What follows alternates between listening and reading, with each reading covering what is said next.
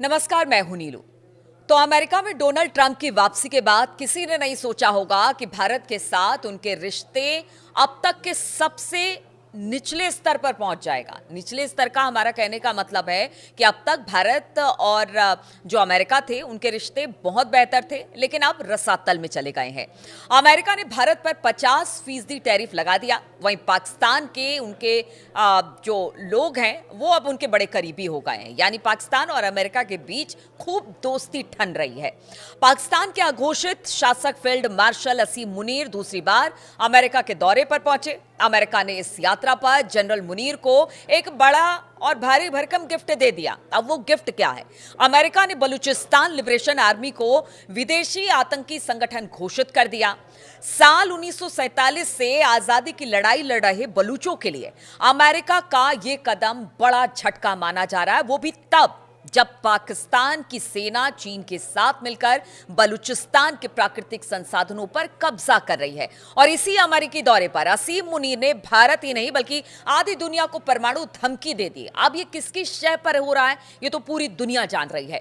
भारत ने पाकिस्तान जनरल की इस धमकी का कड़ा जवाब दिया है, कड़ी प्रतिक्रिया दी है। मुनीर ने पहलगाम आतंकी हमले के ठीक पहले भी इसी तरह की गीदड़ भभकी दी थी। ट्रंप प्रधानमंत्री मोदी को अपना दोस्त बताते हैं, लेकिन भारत के सबसे बड़े दुश्मन का एक के बाद एक इनाम देकर भारत की पीठ में ही अब छुरा खोपते दिखाई दे रहे हैं। डोनाल्ड ट्रंप पाकिस्तान को इतने गिफ्ट दे रहे हैं कि असीम मुनीर ने इसकी कल्पना तक नहीं की थी। पाकिस्तान की सेना और चीनी इंजीनियरों के लिए बीएलए और मजीद ब्रिगेड के लड़ाके बलूचिस्तान में काल बने हुए हैं, क्योंकि देखिए वो हमेशा से अपने को एक आजाद मुल्क मानता रहा है और इसी को लेकर वो संघर्ष करता रहा है। और अब ऐसे में जब बीएलए को बैन किया गया है तो उनका कहना है वो भी उस दिन जिस दिन उनकी आजादी का दिन था, यानी 11 अगस्त का दिन।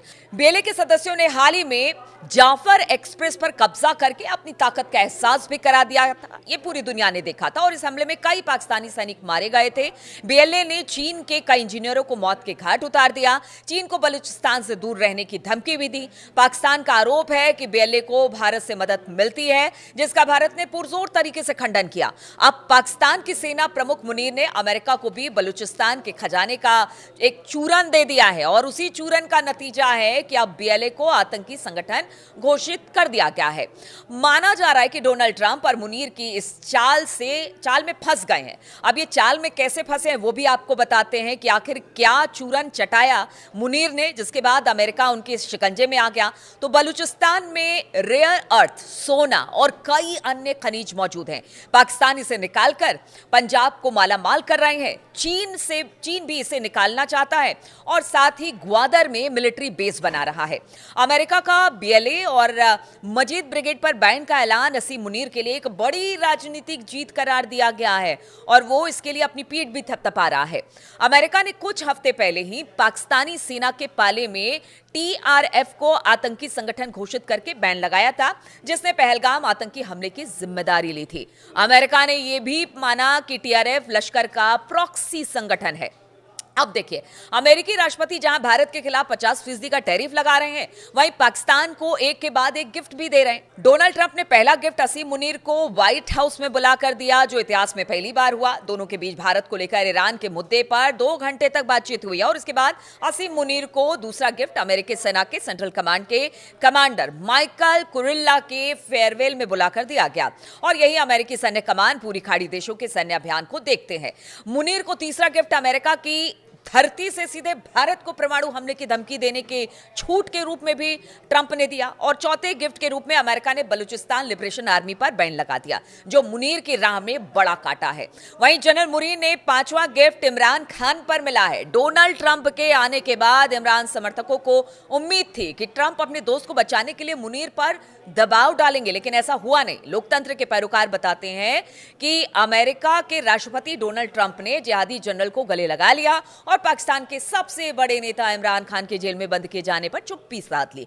इस तरह से असीम मुनीर ने विदेश से लेकर पाकिस्तान तक में अपनी छवि को मजबूत कर लिया। असीम मुनीर का कार्यकाल 3 महीने बाद खत्म होने वाला था। पाकिस्तानी मीडिया ने खुलासा किया है कि आसिफ अली जरदारी को हटाकर वो अगले राष्ट्रपति बन सकते हैं। अगर ऐसा होता है तो उनके 5 साल और उनके उसके बाद भी पाकिस्तान पर राज करने का रास्ता साफ हो जाएगा।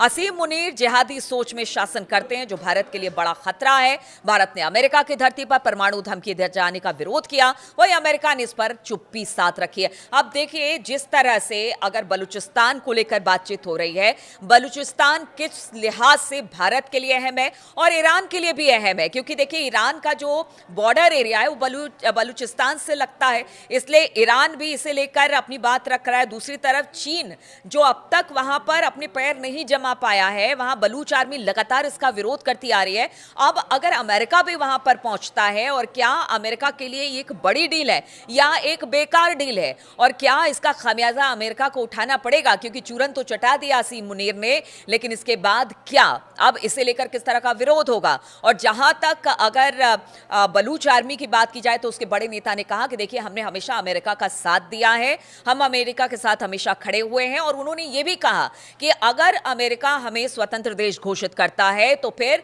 हम लगातार उनके साथ खड़े रहेंगे और हम एक मित्र देश के नाते आगे बढ़ेंगे। अब देखना होगा कि इस मुद्दे पर आगे क्या होता है, किस तरह से बलूचिस्तान में अमेरिका, चीन तो पहले से है और अमेरिका वहां पर पैड बनाता है, और इसका कितना फायदा अमेरिका को होगा, या फिर आगे आने वाले दिनों में अमेरिका को पता चलेगा कि उसने कितनी बड़ी गलती BLA को आतंकी संगठन घोषित करके की है।